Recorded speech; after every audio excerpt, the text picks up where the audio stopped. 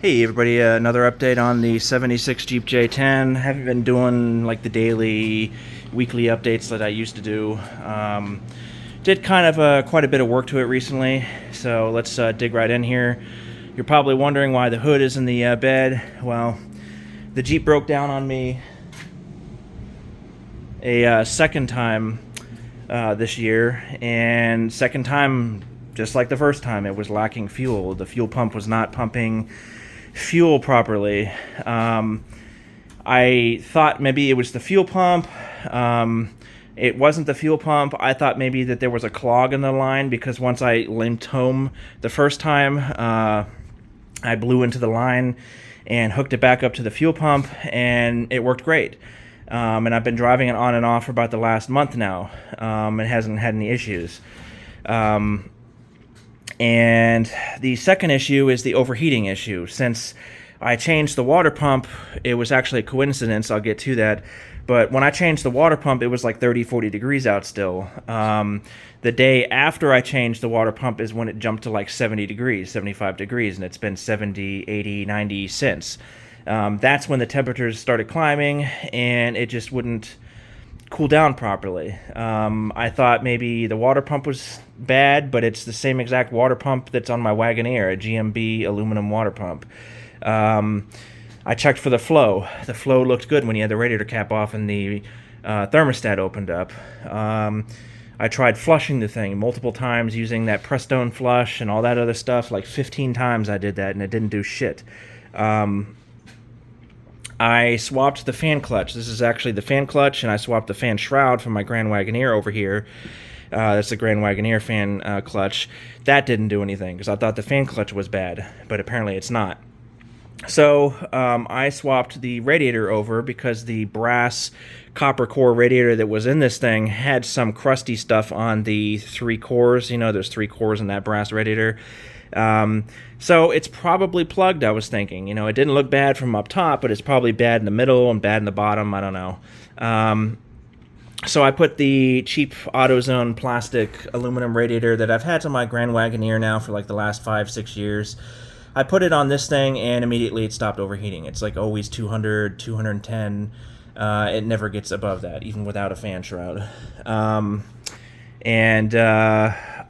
decided to stick my borescope in the brass radiator, copper radiator, and sure enough, it was really, really bad. So I got some muriatic acid, which is basically battery acid or pool acid. They use it for pools, I think, to lower or raise the pH. I can't remember.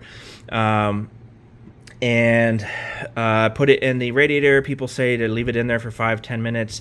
That didn't do anything. The calcium lime buildup was still hard as a rock. And mind you, I did try vinegar before.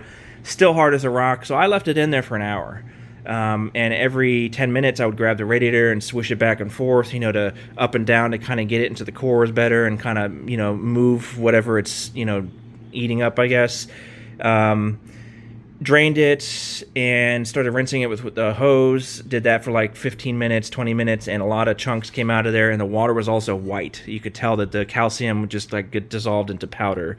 But I did it again a second time, same exact process, same thing. It was like still powder coming out of there.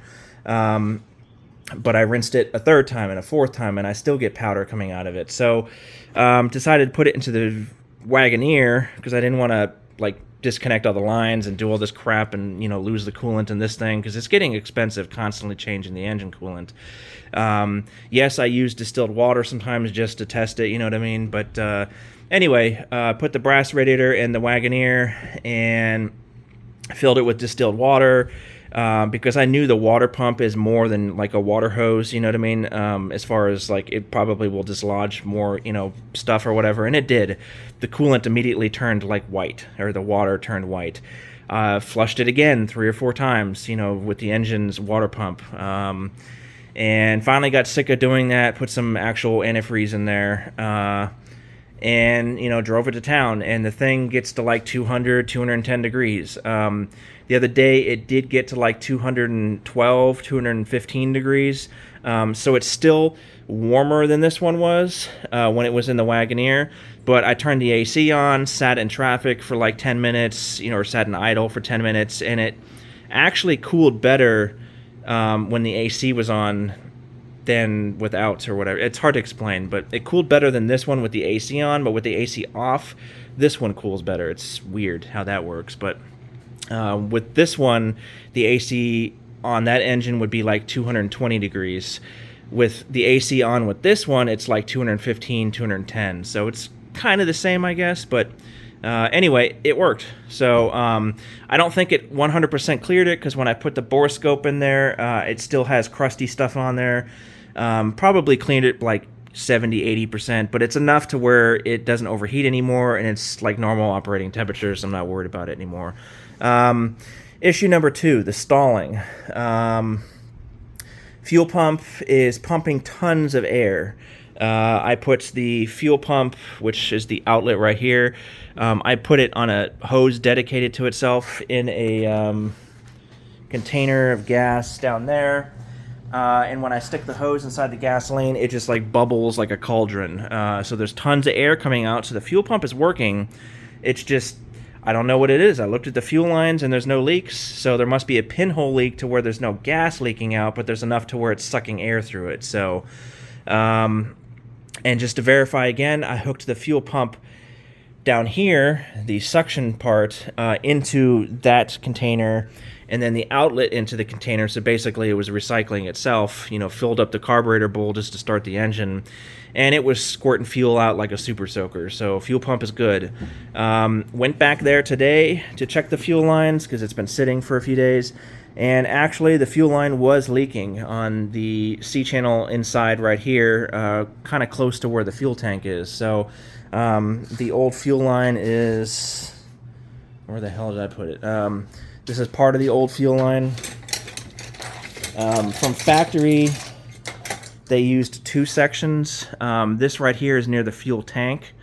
And then the second section is maybe like 1.5 feet long. And I think they do that because like they can't, you know, get the steel tube in there and bend it, you know, by hand or whatever. They have to do 2 sections. So this goes in this way, and then the other one goes in over there. And then they connect it with a little rubber hose right here, which is actually the only rubber hose I didn't replace on this thing. I didn't know it had that. So yeah, this one is actually pretty good on this side, but I knew the lines were rusted.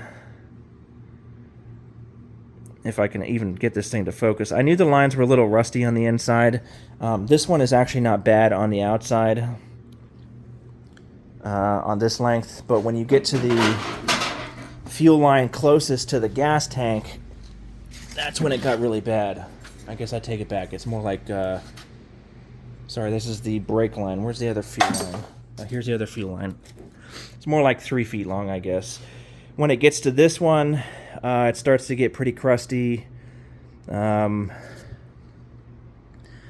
yeah, so it started leaking right around here somewhere. This is where it was leaking at when it was against the frame.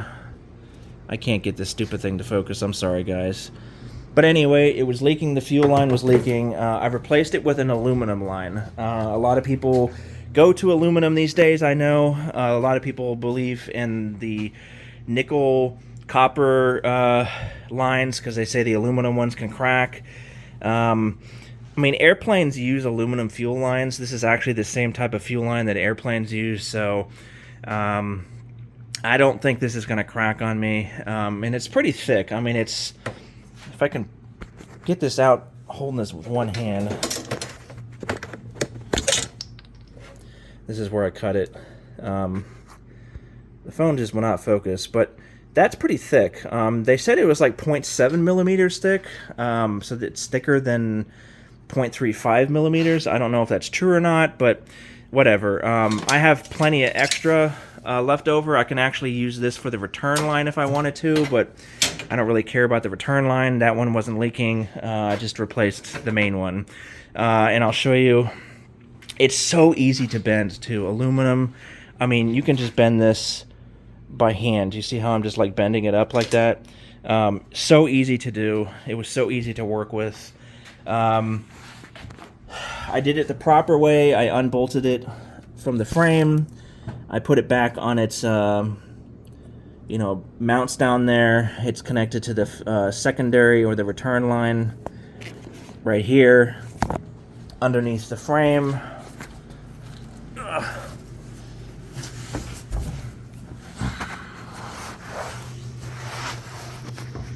I put it up to the factory brackets on the frame right there. This thing right here. The only thing I don't like that the previous owner did, he replaced the brake lines back here, which is great, but look how close he put that to the exhaust tube. I'm going to have to fix that eventually because that's just like right next to the exhaust pipe.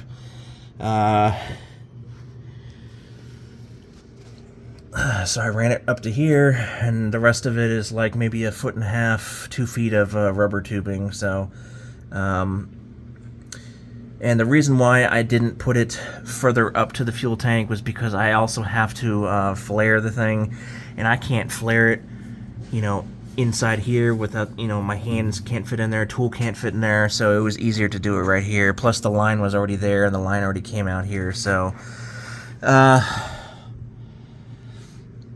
yeah, it doesn't move. It's not going anywhere. It moves a little bit, and the reason why it moves a little bit is because the brake line used to be here, so there was one line, 2 lines, and then the brake line underneath it. I removed the old brake line, so when he replaced the new brake line, he left the old one in here. He just cut it, so it wiggles a little bit, whatever. So I'll let you guys go.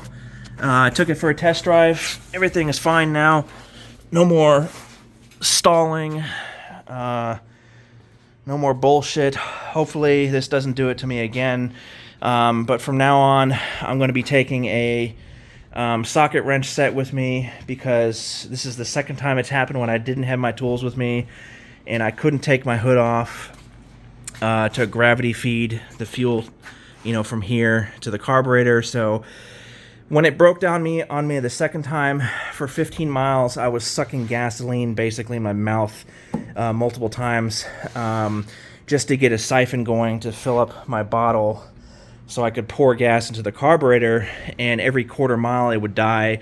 I'd pull over, pour it into the carburetor, another quarter of a mile, and I'd repeat that, and I did it for like 3 hours until I got to a gas station where somebody had tools to take the hood off and then strapped the tank up here and gravity fed it. So from now on, I'm keeping 3 to 4 feet of 3/8 fuel line behind the seat.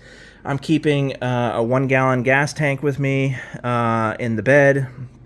I'm keeping obviously tools from now on. I have this little basic socket wrench set that I found in the junkyard. That's all I need, basic. Not doing that shit again. Normally I keep tools with me, but yeah. So sorry for the 13-minute long video, but this has just been going for months now, and I finally got to fixing these issues. And I can tell you one thing, it's never going to happen again. And if it does, I'm going to be prepared with the right tools and so forth. So anyway, thank you guys for watching. I hope this maybe helps somebody. I don't know, but thanks again, everybody.